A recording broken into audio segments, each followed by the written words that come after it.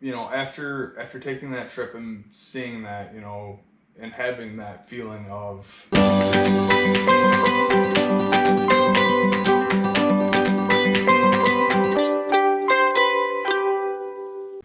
Welcome back to Steadfast Homestead. This is our third episode of Steadfast Homestead, and you say so, documenting our vlog journey as we are really finding our new home and moving a homestead, and it's been chaotic. Chaotic doesn't begin to describe the life that we are currently living, Ashley. You guys can't see it, but it's a giant mess right behind the camera. Ashley decided to pack everything 3 weeks before we even closed. But started with the kitchen, which, fun fact, you need your kitchen more than literally any other room in your house. You can poop in a bucket. You cannot cook without a pot or a pan. Why would we pack the pots and pans? We do have pots and pans. They're just not in their normal places. They're all in a cardboard box, tote. Packed up, taped together, labeled wrong, but labeled. They are labeled. It says spoons. In kitchen. Well, it's, as you can tell, it's been hard. We're not really comfortable. We're not in a state of comfort at all. This whole process has been very, very painful. I don't know if we'll ever do it again. Never say never, but it would be an act of God to make this happen again. Because this has been brutal. And I heard someone once say, moving isn't hard, it's just throwing stuff in a box. Like, that part isn't the tough part with moving. It's selling your property ahead of time. It's having the inspections go through. It's all of that stress that your buyer could back out at any time. And then on top of it, you also need to be out by X amount of time. So you start packing up at any moment. You may have to completely undo the work you just did to put your house back on the market so it's showable again. And then on top of it, you have to find another place. You need to keep working through all of this. And then you have your day-to-day life. You're still cooking. You're using up stuff. You're trying not to hit the grocery stores often. Like, we're trying to burn through our whole pantry in a month. And it's not going to happen. Yep. Yeah, really the most stressful part to me, I guess, would be the timing of it. Because you have to either have somewhere that you're going on the interim after you have your house sold before you find your next place. Or you have to hit to where they both coincide within a 15-day period, you know, to make everything work. Which, as of right now, we look like we're actually on track to be able to do that. Hopefully it continues with that path.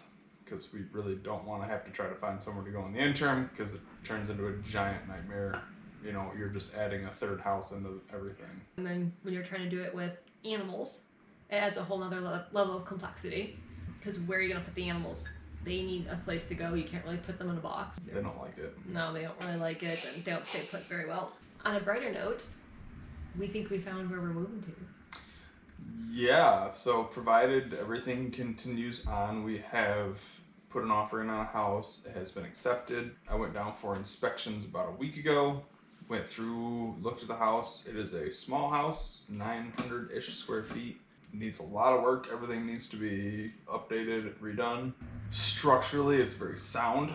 A lot of the houses we looked at, foundations were kind of tipping over, didn't have foundations, you know, roof would have giant bows in, all different sorts of problems. This house doesn't really have any of those problems, but, you know, it does have some quirks to it. The electrical is still an old school fuse panel. It's not a breaker panel, so we're gonna have that updated. Property itself is over 10 acres, which is awesome, except for the fact that 9 of those acres are wooded, and probably half of the 9 acres, the woods have been knocked down. The property was actually hit by a tornado about a year ago. The house itself was spared besides the roof. That's why they replaced the roof. Woods right behind the house took a pretty hard beating, and the tornado actually that went through there killed a family right up the road from where this house is. So it was a pretty powerful storm that went through. Just means that we have a lot of storm cleanup to do on top of building a homestead, on top of rebuilding a house. You know, so there's a lot of different avenues that time and revenue is going to have to go into to make this work. It's going to be a multi-year project. Oh, for sure. Yeah. For sure. But at the end of the day, provided we're able to get the cleanup done, the storm could in fact be a blessing because it will kind of force us to clear out quite a bit more of the property and open it up for orchard or pasture or row crops or whatever we decide to do. You know, we will have more open land. We're wanting to add a mini split in. That's going to be huge for that property because right now it has old electric wall heaters like built into the wall and no AC. That will be one of the top priorities is getting air conditioning. It's a wee bit toasty down there, especially for us as we're used to 70-degree summers. Yeah, when I was down there, it was 92 degrees and felt like 99 with like 80% humidity. It's not bad. Spoken like someone who works indoors in front of an air conditioner pretty much every day of her life. So. I actually haven't told them even where it's at. Oh, well, we should probably talk about that. Yeah, like they have no idea what state we're even going to. Do you want to disclose that information out then? I'm too excited to. Well, then tell the people. After you took your week, I won't call it a hiatus because it really wasn't that. It was a stressful journey. It was the least fun vacation I have ever been on in my life. That was the first week. If you remember our vlog of Cody going around and trying to find where are we moving to? Where's this place going to be? And at the end, you had found a place in Tennessee that we were going to put an offer on, but everything that could have gone wrong absolutely went wrong and shut down that place for us. So yeah, that property, it was an older mobile home. It was on 5 acres, but everything happens for a reason, and thankfully that one didn't happen. Thankfully it didn't happen, and thankfully because we found our current realtor that we are using.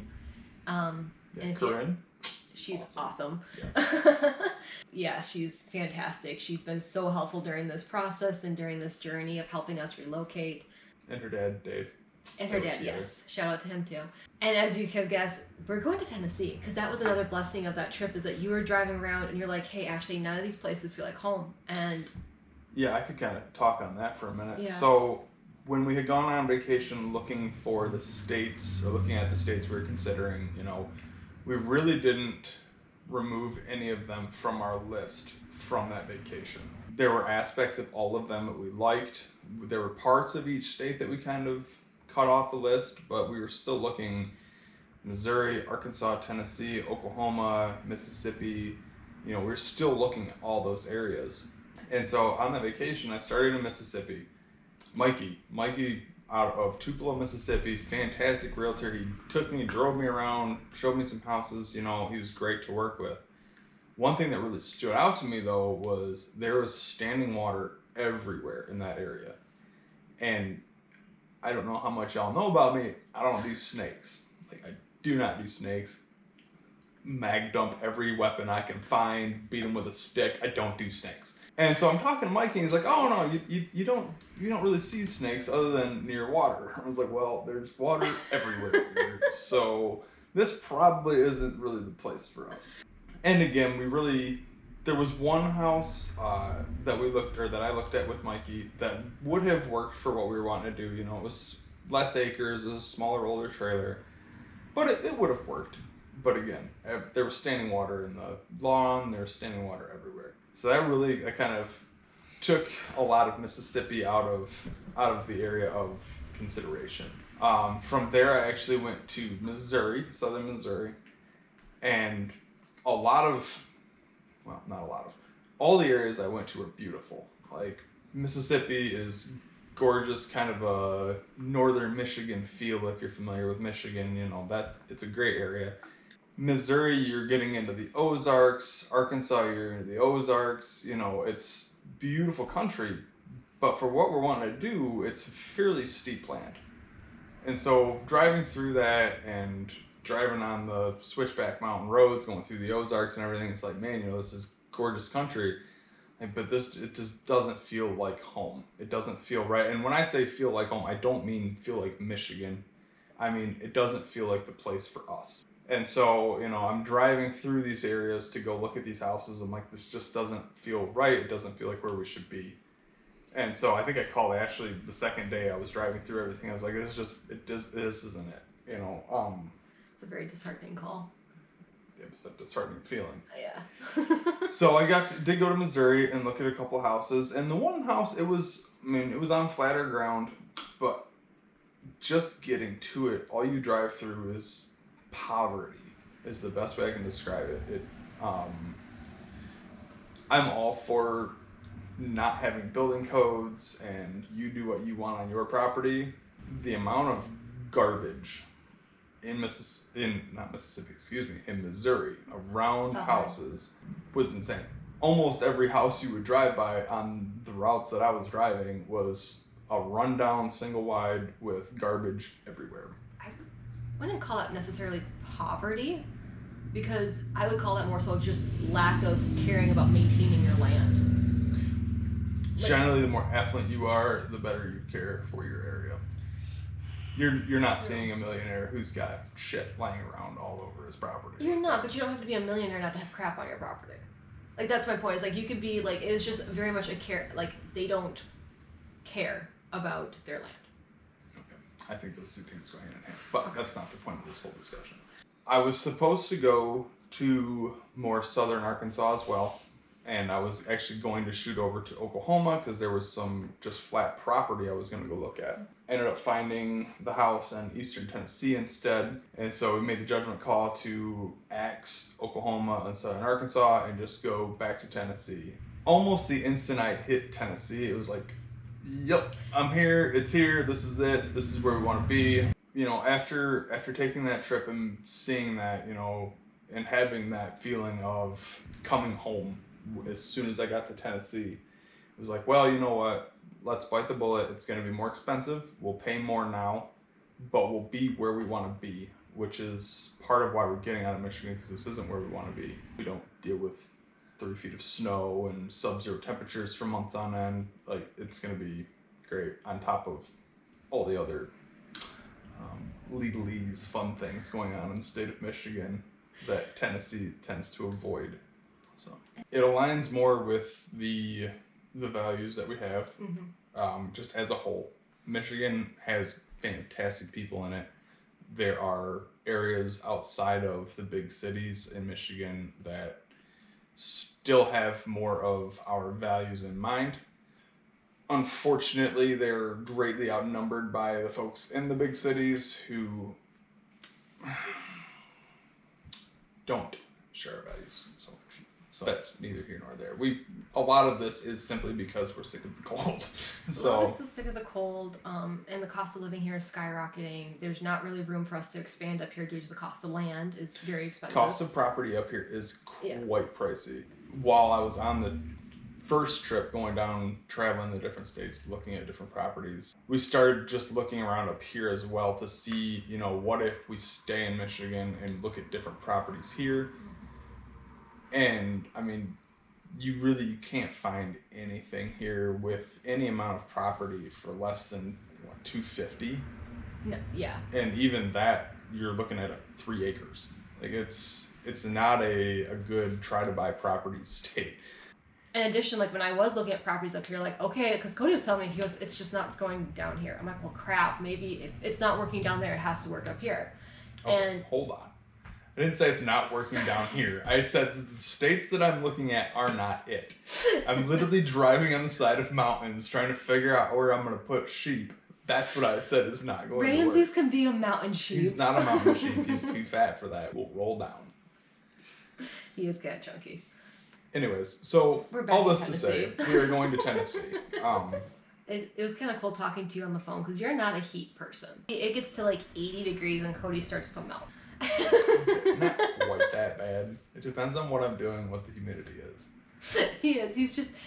I don't like the heat and I don't like the cold. Really. You don't. You should be in California. I really should not be in California. Or Hawaii. You're a fair weather baby. It's hot and humid in Hawaii, Ashley. They have volcanoes. Oh, but they do have true. sharks, which is cool. So. No, I like sharks. I like sharks.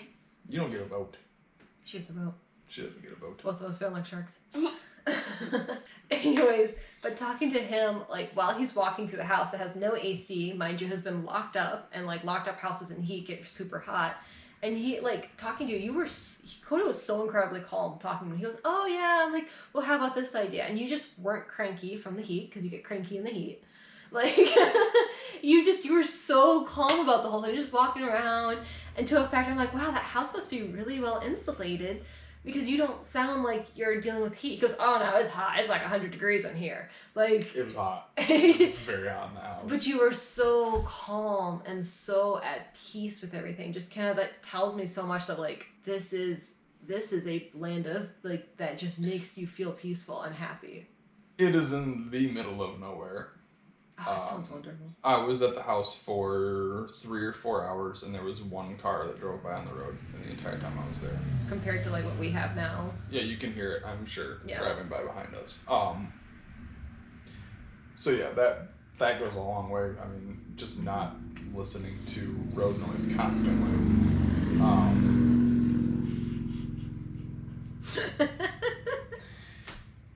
But yeah, and being able to walk down into the woods, you know, as a child growing up, I've spent a lot of time in the woods, and so that's kind of a calming thing, which I think it is for most people, is to get into nature. And, you know, there's kind of a path that goes through into the woods, and I walked in that, and it just, yeah. Just got to make sure all of our inspections and everything go good, and appraisals come back, and we'll be good to go. Yeah, this is just kind of the waiting period, which doesn't help your stress, because, like, we're stressed out, so when you get stressed, you want to do something that helps you deal with the stress, is doing something. Pack a kitchen. Exactly, like pack a kitchen. I did something. But we can't do anything because it's a waiting game. And that is, like, the most... I keep telling you. This is, like, the worst part, because, like, I physically have to do something. Like, okay, you feel stressed, let's fix it. Let's do it. Like, let's pack something. Let's get ready for this step. And then you can't, because guess what? It could all be gone. And then you have to unpack everything you just did and put it all out and make your house look like a showroom again, so the next person can come around and do the same thing. It's been a lot, but God willing, it all works out. He's got a plan, we just don't know it yet. Yeah. And it's going to be for our best interest. It's been hard not homesteading. It's been very hard not homesteading. Watching YouTube videos has helped to get us through, and also exacerbated the problem, because everybody else is growing things and all of that right now, and we can't, because we don't want to add anything else to this property, you know, with us moving.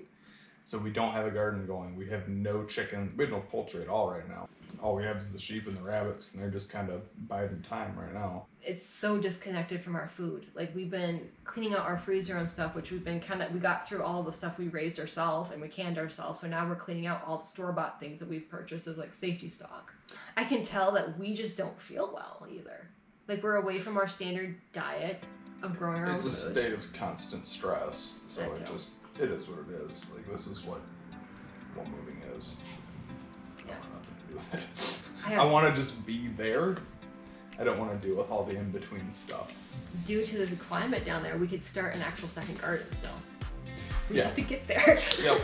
We're on this precipice of so much of that we could get back to raising our own food. We could probably get an herb garden in yet. There's a lot of things we'll be able to do. Thank you so much for joining. If you want to support us, please like and subscribe to our channel. We hope you stick with us as we get closer to our forever home. Till next time, y'all. Take care. Bye-bye.